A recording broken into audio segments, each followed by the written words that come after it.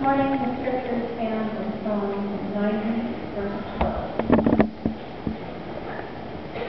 Teach us to number our days aright, that we may gain a heart of wisdom.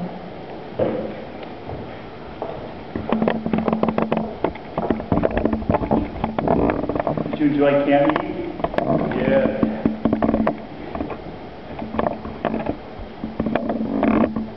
How many of you were able to go? Let's do it again. How many of you were able to go? Oh, quite a few. Blessing. I was able to be at camp meeting and missed your smiling faces because I was with early teens. But enjoyed being with them. It's a wonderful time to be together. The sermon today is a little different than normal. I'm wanting to be in more of a share mode. It's kind of my Father's Day tribute. I wanted to share that, but camp meeting comes on Father's Day. We get camp ditch on Father's Day. It's a perfect gift. One that you'd want to try giving sometime, in case you're wondering. What I want to share with you is a little bit about my experience with my dad, but specifically my experience with my dad's dad.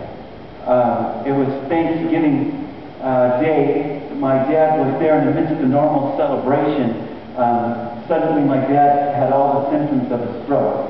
One side of his face looked paralyzed, slurred speech, non-cohesive thought, and immediately we recognized that something was going on.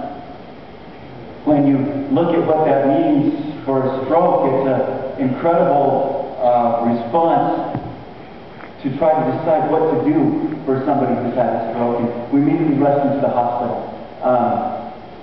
He was there for a short time when they diagnosed that they weren't sure what was going on. They didn't think it was a stroke because it kept progressively getting worse.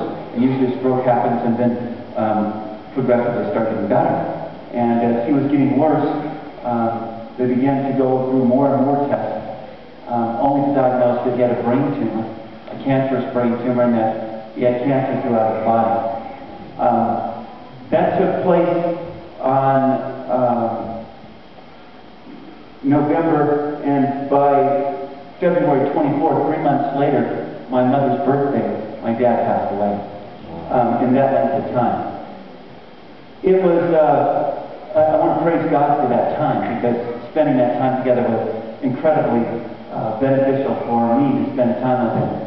Looking at those lessons from the gravesite, recognizing that we're never ready. Never ready for someone to die, and never ready for the struggle that it produces. I knew my dad was going to die. Intellectually, I knew my dad would die sometime. But my dad, you have to understand my dad. My dad had willpower. It was one of his greatest gifts. He willed something and it would happen.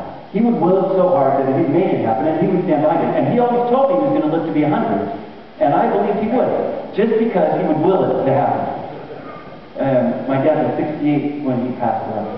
And I know that for some of you that seems old, but it's not old. How many of you feel that's old? I look across and nobody's saying that anymore. Maybe some of the kids are saying, wow, that age is